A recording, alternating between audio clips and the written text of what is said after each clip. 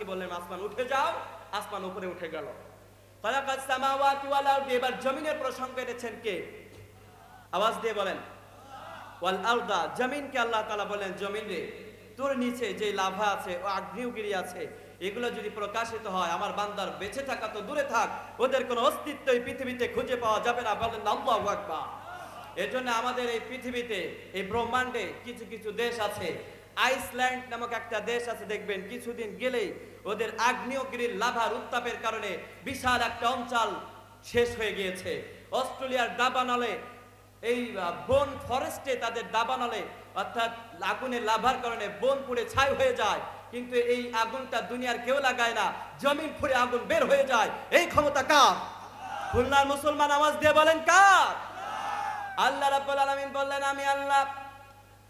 জমিনের মধ্যে যখন আগুন ছিল, পানিও ছিল, জমিনের ভিতরে আমার বান্দারা বসবাস করতে পারতো না। মাটি নামক একটা বৃক্ষ দিয়ে, মাটি নামক একটা আমার সৃষ্টি দিয়ে আমি মাটিকে বললাম, ও মাটি রে, তোকে আমি আল্লাহ সৃষ্টি করেছি। মাটি, আমার বান্দারা বিছানা বিছিয়ে যেমন ভাবে বসে, এই যে আপনারা বসেছেন, পায়ের নিচে খেয়াল করেন কি দেয়া আছে? কার্পেট দেয়া আছে না নাই? কার্পেট যদি না থাকতো আপনারা কি বসতে পারতেন নাকি? কেউ কেউ বসতেন, আবার কেউ কেউ দাঁড়িয়ে থাকতেন। বলতেন হুজুর জামা কিনেছে, নতুন জামা, ময়লায় বসবো কেন, দাঁড়িয়েই থাকি। কথা বল ঠিক কিনা? বসেছেন তখন যখন এখানে দেয়া হয়েছে কার্পেট, কার্পেট না দিলে আপনারা বসতেন? আল্লাহ রাব্বুল আলামিন বললেন আমার বান্দারা যদি বসবাস করতে না পারে, আসমান এবং জমিনকে পৃথক করে তো কোনো লাভ নাই। জমিনে তুমি বিছানার মতো হয়ে যাও, আমার বান্দার বসবাসযোগ্য করে তোলো। তাহলে আসমান এবং জমিন আমাদের জন্য যিনি বাসযোগ্য করেছেন, প্রথম পয়েন্টে আমরা এটা ধারণা পেলাম, যিনি করেছেন তিনি কে? আল্লাহ বলেন রব। ওই যে রব শব্দটা শুনেছিলেন, from the non existing to the existing, যিনি অনস্তিত্ব থেকে অস্তিত্ব দান করেন। পৃথিবীর কোনো অস্তিত্ব ছিল না ভাই, এই অনস্তিত্ব থেকে পৃথিবীর অস্তিত্ব দান করেছে কে? এবার আল্লাহ বলছেন রব শব্দের আরো একটি অর্থ আছে আমার বান্দারা, তোমরা কি জানো? ওই অর্থটা হচ্ছে লালন করা, পালন করা। সুবহানাল্লাহ পান। আচ্ছা, এবার আমি আপনাদের কাছে প্রশ্ন করলে আপনারা জবাব দিতে পারবেন না? এই পৃথিবীতে আল্লাহ তাআলা মানুষ সৃষ্টি করেছেন তিনটি উপায়ে। চিল্লায় বলেন না কয়টা উপায়ে? একটা উপায় আল্লাহ তাআলা সূরা আনআমের ভিতরে শেয়ার করেছেন আমাদের কাছে। আল্লাহ রাব্বুল আলামিন বলছেন হুয়াল্লাযী খালাকাকুম মিন তিনিন সুম্মা কাদা আজালা। চিল্লায় বলেন আল্লাহু আকবার। আল্লাহ রাব্বুল আলামিন বললেন আমার বান্দারে, এই পৃথিবীতে প্রথম আমি রব্বুল আলামিন মানুষ সৃষ্টি করলাম, মাটির একবারে নির্যাস থেকে মানুষ সৃষ্টি করেছি। তার মানে যে মাটির উপরে বসে আছেন এই মাটি না, মাটির একটা নির্যাস আছে, এটা শুধুমাত্র আল্লাহ তাআলাই ভালো জানেন। আল্লাহ বলছেন খালাকাকুম মিন তিন, ওই মাটির নির্যাস থেকে প্রথমে সাইয়্যিদিনা আদম আলাইহিস সালামকে সৃষ্টি করলাম।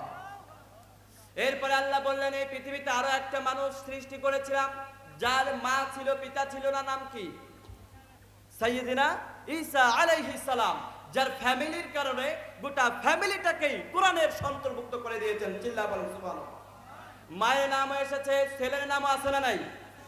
যার মা ছিল বাবা ছিল না, আল্লাহ বলছেন বান্দা এটাও একটা আমি আল্লাহর সৃষ্টির নিদর্শন।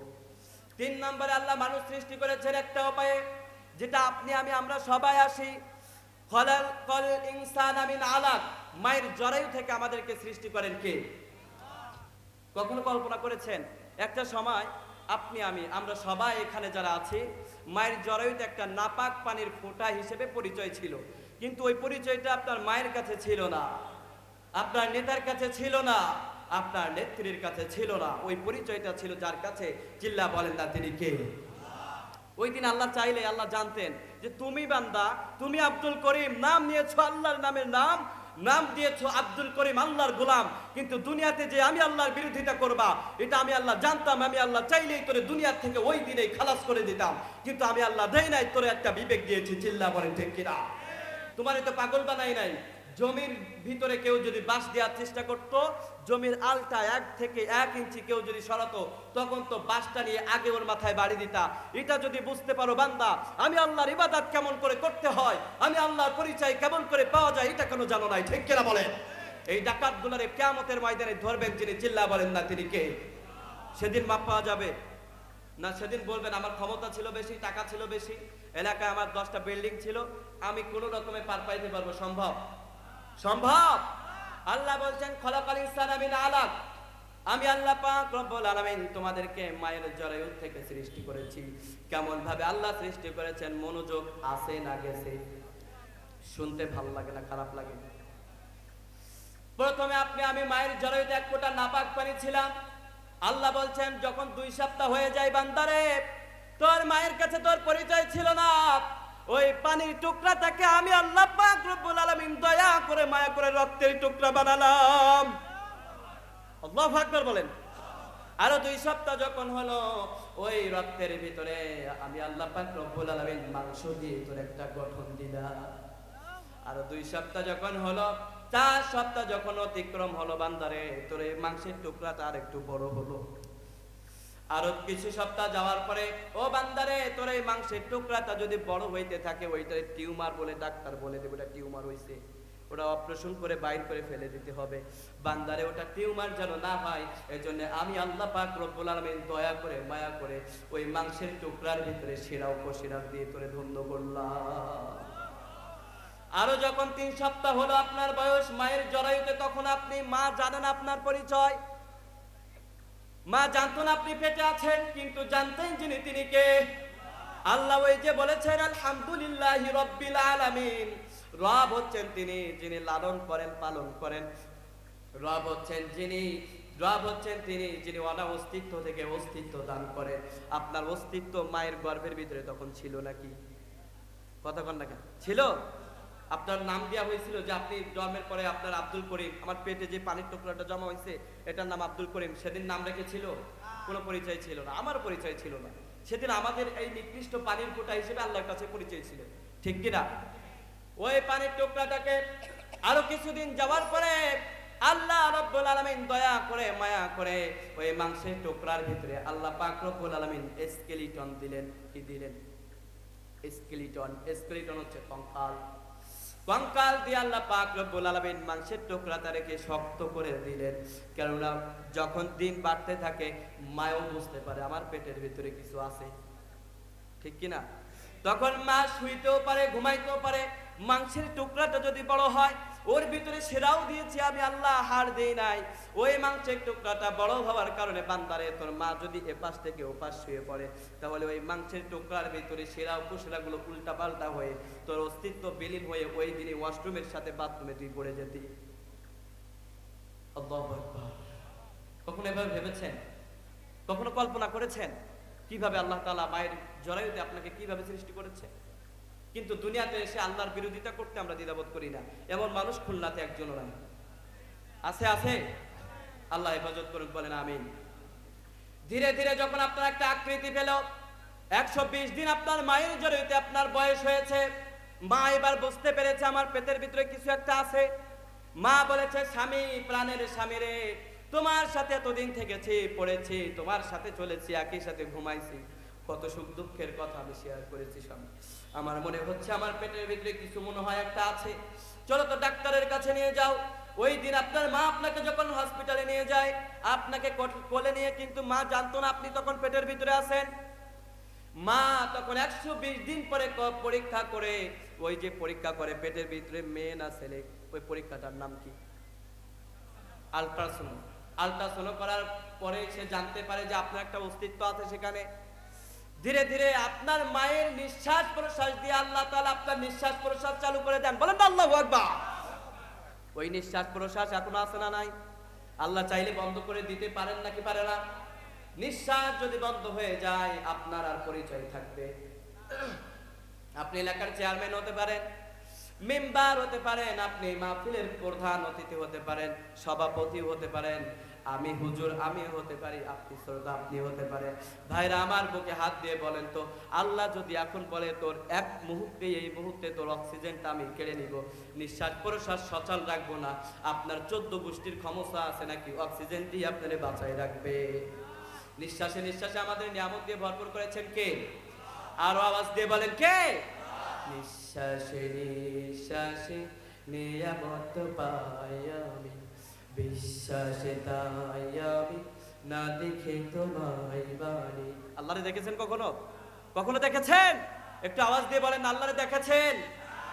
নিঃশ্বাসে নিঃশ্বাসে নিয়ামত পাই আমি, বিশ্বাসে তাই আমি না দেখে তোমায় বাড়ি। সে মানা সামান্য কত ত্রুটি পূর্ণ, তোমার মিজানে মেপনায় আমায় প্রভু।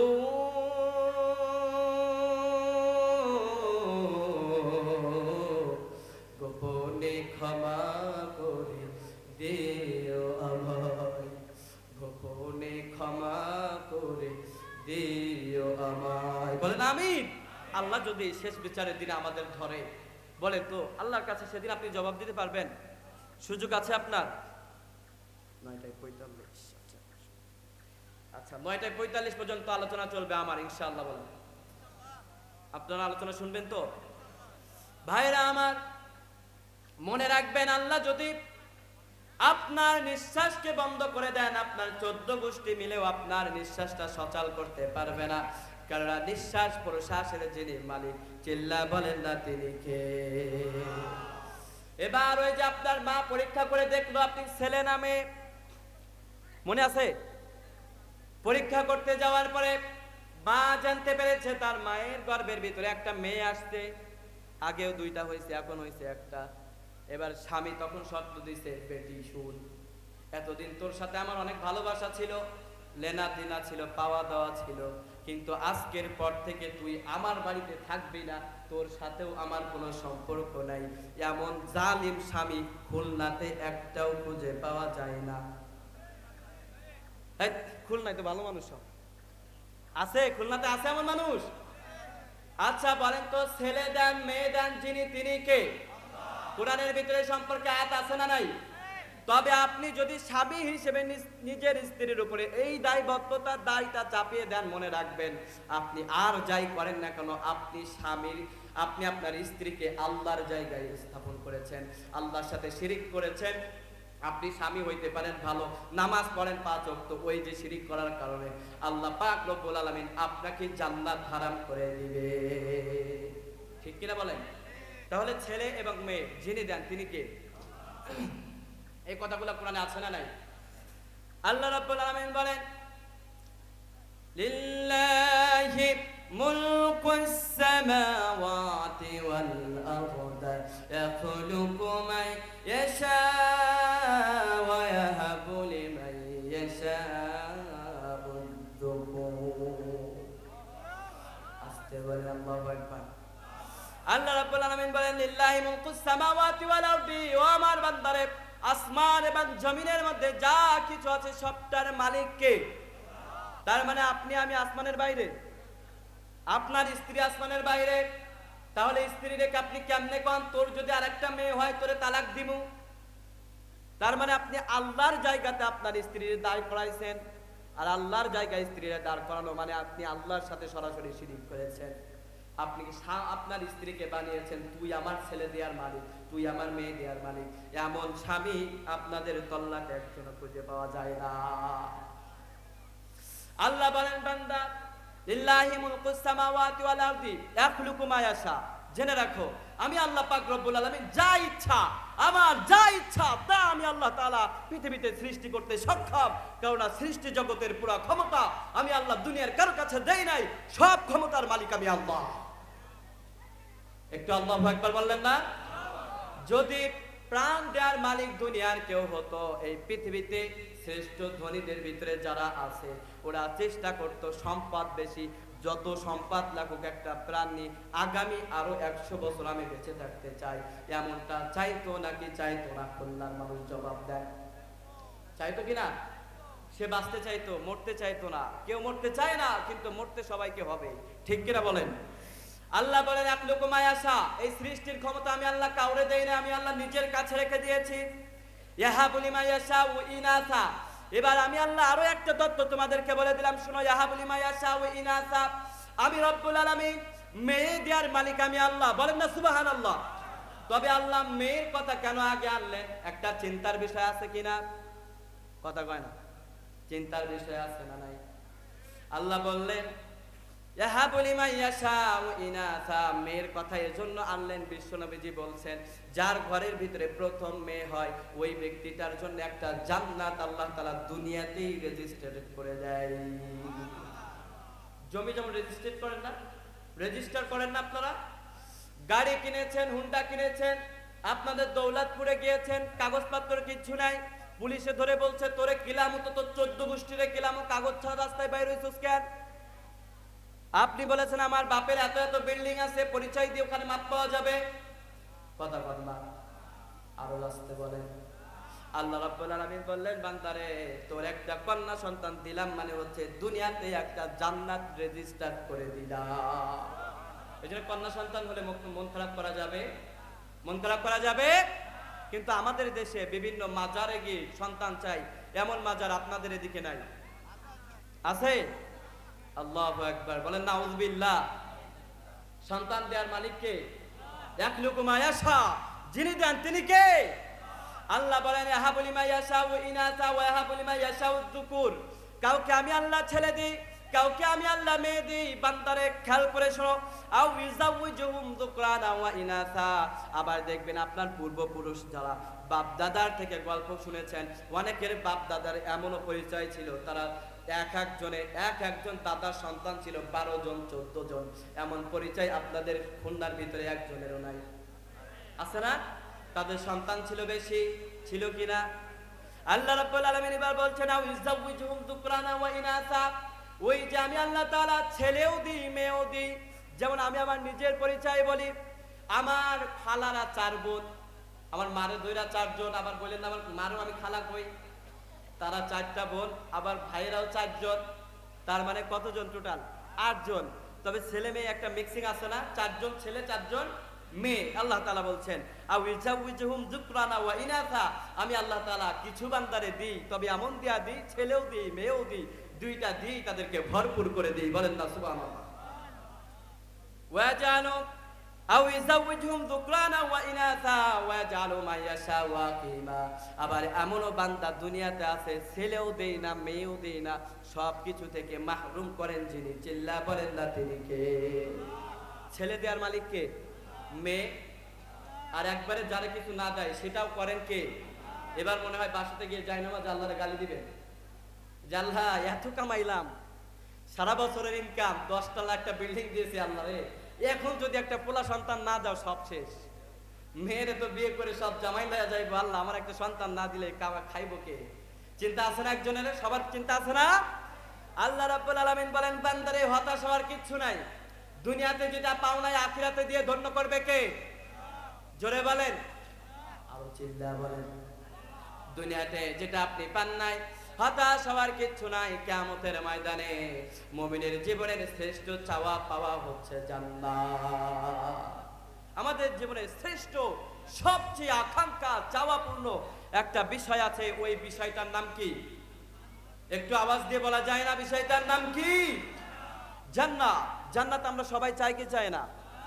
মালিক তুমি জান্নাতে, তোমার পাশে আমার একটা ঘর বানিয়ে দিও। আমিন বললেন না কেউ? ভালো লাগলো না মনে হয়? আল্লাহর ঘরের পাশে জান্নাতে একটা ঘর হোক, এটা কারা কারা চান? হাত উঠান তারা তারা। নাউযুবিল্লাহ। আপনারা দেখি সরজ যায় যেদিকে ওইদিকে ছাতা ধরা লোক, ঠিক নেই? আরে আমি তো আপনাদের অ্যাক্টিভিটি কালেকশন করছিলাম, রাগ করেন না বা কেউ। আমি দেখছিলাম আপনাদের মনোযোগ আছে, আপনাদের অনেক মনোযোগ আমি বুঝেছি, কিন্তু আবেগে অনেকে হাত উঠিয়ে ফেলেছিল। আমি বলেছি আল্লাহর কাছে জান্নাত চান না কারা কারা? হাত উঠান তারা। বুঝছেন নি? তবে আল্লাহ মনের খবর দেখেন ভাইরা আমার, রাগ করার কিচ্ছু নাই। মনে করেন না যে আল্লাহ এখানে তো সব তো ক্যামেরা হচ্ছে, আল্লাহর ফেরেশতারাও তো ভিডিও করছে, কিয়ামতের ময়দানে খবর আছে। আল্লাহ বলবো ওই দিনে তুই হাত উঠাইছিলি, জান্নাত দিবি না, যা তোরে জান্নাত দিব কেন, যা বেটা আনতে যা, তুই জাহান্নামে যা। এমন হইতে পারে কিনা? কিন্তু আল্লাহ বলছেন বান্দারে তোর মুখের কথা আমি দেখি না, তোর হৃদয়ে যেটা আছে ওটা দেখেন কে? কুল ইন্না সালাতি ওয়া নুসুকি ওয়া মাহইয়ায়া ওয়া মামাতি লিল্লাহি লিল্লাহি রাব্বিল আলামিন। আওয়াজ দিয়ে বলেন আল্লাহু আকবার। রব্বুল আলামিন বলেন, বান্দারে তুমি অন্তরে যেটা করো, যেটা ভাবো, এটা করার আগে, এটা বাস্তবায়ন করার আগে অন্তরে যেটা ভেবেছো এটাই আমি আল্লাহ কবুল করে নিই। সুবহানাল্লাহ বলতে ইচ্ছে করলো না কারো। এবারে দেখেন আল্লাহ বলছেন, যে কথা বলছিলাম, ওয়াজআলু মা ইয়াশাউ আকিমা ইন্নাহু আলিমুন কাদির, ছেলেও দি মেয়েও দি, আবার যারে দেই না বান্দারে হতাশ হওয়ার কিচ্ছু নাই। যিনি দেন এবং দেওয়ার ক্ষমতা যার, যিনি দিবেন সবকিছু তিনি জানেন। ইন্নাহু আলিমুন কাদির, জেনে রাখো তিনি হচ্ছেন একমাত্র আল্লাহ। আপনাকে ছেলে দিবেন না মেয়ে দিবেন এটা জানেন কে? আসতে বলবেন না, জানেন কে? লিল্লাহি তাকবীর, লিল্লাহি তাকবীর। আরে ভাই আপনারা প্যান্ডেল কাঁপাতে হবে, পারবেন না ইনশাআল্লাহ? প্রধান মেহমান, লিল্লাহি তাকবীর, লিল্লাহি তাকবীর। প্রধান মেহমানের আগমন, প্রধান মেহমানের আগমন, লিল্লাহি তাকবীর। আমাদের প্রধান মেহমান উনি ভারত থেকে এসেছেন, সুদূর ভারত থেকে। আপনার ধৈর্য সহকারে তার কথা শুনবেন না ইনশাআল্লাহ? সবাই বলেন ইনশাআল্লাহ। আল্লাহ তাআলা আমাদের ধৈর্য সহকারে, আমাদের প্রধান মেহমান উনি অনেক জ্ঞানী মানুষ, ওনার কাছ থেকে ধৈর্য সহকারে কোরআনের কথাগুলো শোনার আমাদের তৌফিক দেন। আমরা সবাই বলছি আমিন। এবং আমি এটা বলে আমার আলোচনা শেষ করছি, যেহেতু প্রধান অতিথি আসার পরে আমার আলোচনা করাটাও বেয়াদবি। আমাকে সময় দেওয়া হয়েছিল 9:30, আমি সময় নিয়েছি একটু বেশি হয়ে গিয়েছে মনে হয়, সেটাও কমিটিরাই দিয়েছে। আপনাকেও রাগ করেছেন? আমি আপনাদের খুলনার সন্তান, আমার গ্রাম হচ্ছে সাতক্ষীরা। সাতক্ষীরা আপনারা চিনেন তো? এই খুলনাতে আমার ভাবিদের বাসা, তার মানে আমি আপনাদের আত্মীয়। আপনারা আমার জন্য দোয়া করতে পারবেন না ইনশাআল্লাহ? আমি আপনাদের জন্য দোয়া করি এবং আমরা দূর দূরান্তে সফর করি। উনিও এসেছেন ভারত থেকে, উনি অনেক জার্নি করে এসেছেন ইনশাআল্লাহ। আমি চাই আপনার ধৈর্য সহকারে শেষ পর্যন্ত শুনবেন, বলেন ইনশাআল্লাহ। এবং আজকের কথা যতগুলো শুনেছেন আপনারা কেউ রাগ করেছেন? আল্লাহ আমাদের কোরআনের ভালোবাসা দিয়ে আখিরাতে কোরআন নিয়ে যেন উঠতে পারি, আল্লাহ যেন তৌফিক দেয়, বলেন আমিন। এবং আবারও যেন আল্লাহ আমাদেরকে দেখা করায় কোরআনের মজলিসে, কোরআনের ময়দানে, আল্লাহ তুমি তৌফিক দাও, বলেন আমিন। আখির দাওয়ানা আলহামদুলিল্লাহি রাব্বিল আলামিন। আসসালামু আলাইকুম ওয়া রাহমাতুল্লাহি ওয়া বারাকাতুহু।